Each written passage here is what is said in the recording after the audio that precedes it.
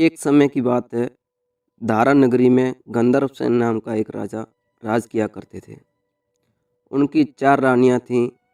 उन रानियों के 6 लड़के थे जो सब के सब बड़े ही चतुर और बलवान थे।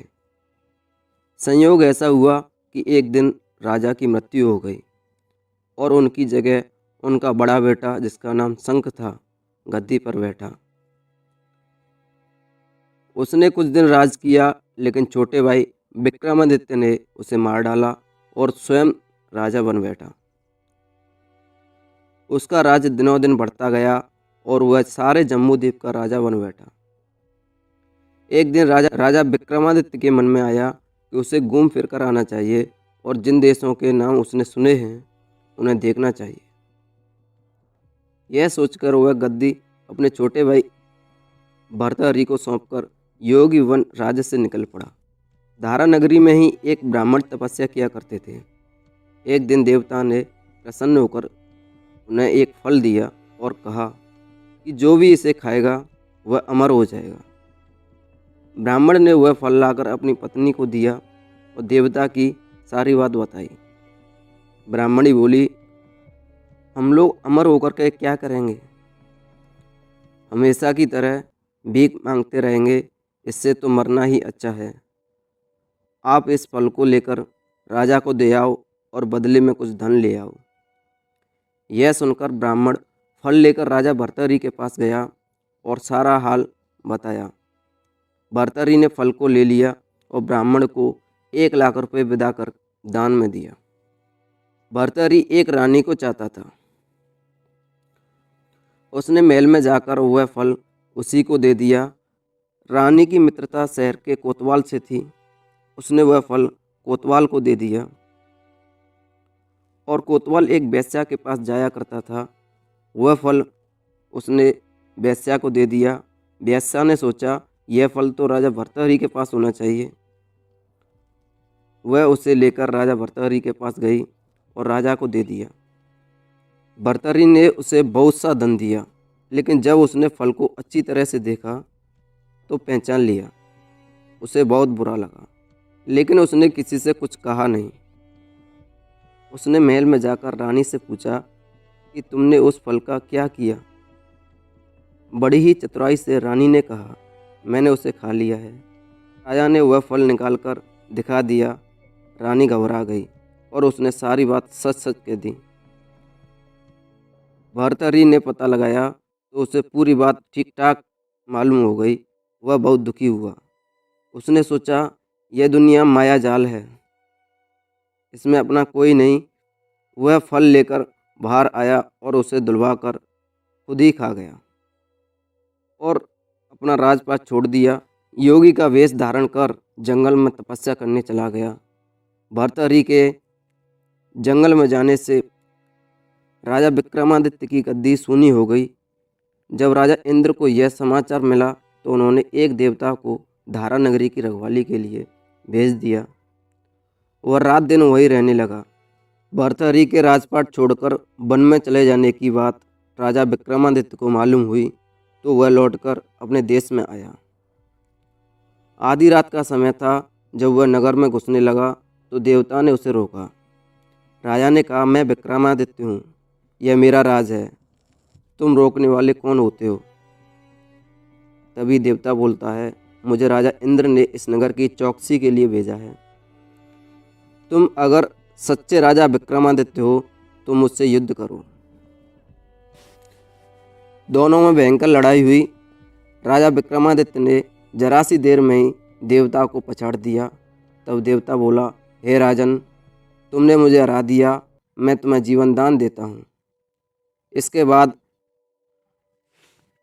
बाद देवता ने कहा, राजन, एक नगर में और एक नक्षत्र में तुम 3 आदमी पैदा हुए थे। तुमने राजा के घर में जन्म लिया, दूसरे ने तेली के घर में और तीसरे ने कुमार के।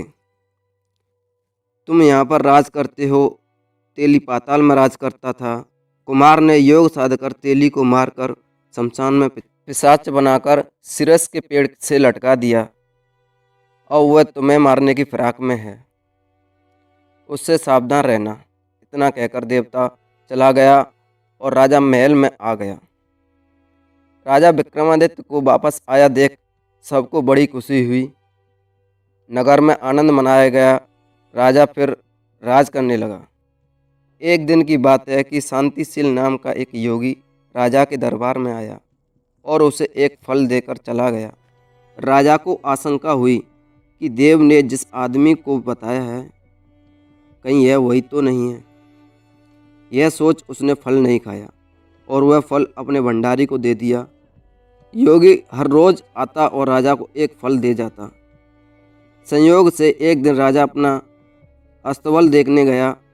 योगी वहीं पहुंच गया और राजा के हाथ में एक फल दे दिया।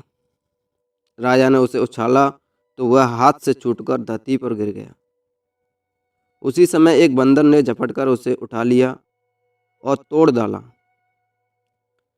उसमें से एक लाल हीरा निकला जिसकी चमक से सबकी आंखें चौंधिया गईं। राजा को बड़ा अचरज हुआ। उसने योगी से पूछा, आप यह लाल हीरा मुझे रोज क्यों देते हैं? योगी ने जवाब दिया, महाराज, राजा, गुरु, ज्योतिषी, वैद्य और बेटी, इनके घर कभी खाली हाथ नहीं जाना चाहिए। राजा ने भंडारी को बुलाकर पीछे के सारे फल मंगवाए। तोड़वाने पर सबसे एक एक लाल हीरा निकला। इतने सारे लाल हीरा देखकर राजा विक्रमादित्य को बड़ा हर्ष हुआ। उसने जौहरी को बुलाकर उनका मूल्य पूछा। जौहरी बोला, महाराज, ये लाल हीरा इतना कीमती है कि इसका मोल करोड़ों रुपए में भी नहीं आंका जा सकता। एक एक लाल हीरा एक एक राज्य के बराबर है। यह सुनकर राजा योगी का हाथ पकड़कर गद्दी पर ले गया। लेकिन योगीराज ने कहा, महाराज, अपनी सुनी हुई बुरी बातें दूसरों के सामने कही नहीं जाती। राजा उसे अकेले में ले गया। वहाँ पर जाकर योगी ने कहा, महाराज, बात यह है कि गोदावरी नदी के किनारे मसान में मैं एक मंत्र सिद्ध कर रहा हूँ। उसके सिद्ध हो जाने पर मेरा मनोरथ पूरा हो जाएगा। तुम एक रात मेरे पास रहोगे तो मंत्र सिद्ध हो जाएगा। एक दिन रात को हथियार बांधकर तुम अकेले मेरे पास आ जाना। राजा ने कहा, अच्छी बात है, मैं ज़रूर आऊँगा। इसके उपरांत योगी दिन और समय बताकर अपने मठ में चला गया। वह दिन आने पर राजा विक्रमादित्य अकेला पहुंचा। योगी ने उसे अपने पास बिठा लिया। थोड़ी देर बैठकर राजा ने पूछा, महाराज, मेरे लिए क्या आज्ञा है? योगी ने कहा, राजन, यहाँ से दक्षिण दिशा में 2 कोस की दूरी पर मसान में एक सिरिस का पेड़ है। उस पर एक मुर्दा लटका है। उसे मेरे पास ले आओ, तब तक मैं यहाँ पूजा करता हूँ। यह सुनकर राजा विक्रमादित्य वहाँ से चल दिया। बड़ी भयंकर रात थी। चारों ओर अंधेरा फैला हुआ था। पानी बरस रहा था। भूत प्रेत शोर मचा रहे थे। सांप आ आकर पैरों में लिपट रहे थे। लेकिन राजा हिम्मत से आगे बढ़ता गया। जब राजा विक्रमादित्य स्मशान में पहुंचा तो देखता है कि शेर दहाड़ रहे हैं, हाथी चिंगाड़ रहे हैं, भूत प्रेत आदमियों को मार रहे हैं। राजा विक्रमादित्य बेधड़क चलता गया और सिरस के पेड़ के पास जा पहुंचा। पेड़ जड़ से फूनी तक आग से दहक रहा था। राजा विक्रमादित्य ने सोचा, हो न हो यह वही योगी है जिसकी बात देवता ने बताई थी। पेड़ पर रस्सी से बंधा मुर्दा लटक रहा था। राजा विक्रमादित्य पेड़ पर चढ़ गया और तलवार से रस्सी काट दी। मुर्दा नीचे गिर पड़ा और दहाड़ दहाड़ कर जोर जोर से रोने लगा। राजा विक्रमादित्य ने नीचे आकर पूछा, तू कौन है? राजा विक्रमादित्य का इतना कहना था कि वह मुर्दा खिलखिलाकर हंस पड़ा। राजा को बड़ा अचरज हुआ। तभी वह मुर्दा फिर पेड़ पर जा लटका। राजा विक्रमादित्य फिर चढ़कर ऊपर गया और रस्सी काट मुर्दे को बगल में दबाकर नीचे ले आया और बोला, बता तू कौन है? मुर्दा चुप रहा। तब राजा विक्रमादित्य ने उसे एक चादर में बांधा और योगी के पास ले चला। रास्ते में वह मुर्दा बोला, मैं बेताल हूँ। तू कौन है और मुझे कहाँ ले जा रहा है? राजा ने कहा, मेरा नाम विक्रमादित्य है। मैं दारा नगरी का राजा हूँ। मैं तुझे योगी के पास ले जा रहा हूँ। बेताल बोला, मैं एक ही शर्त पर चलूँगा। अगर तू रास्ते में बोलेगा तो मैं लौट कर पेड़ पर चढ़ जाऊँगा।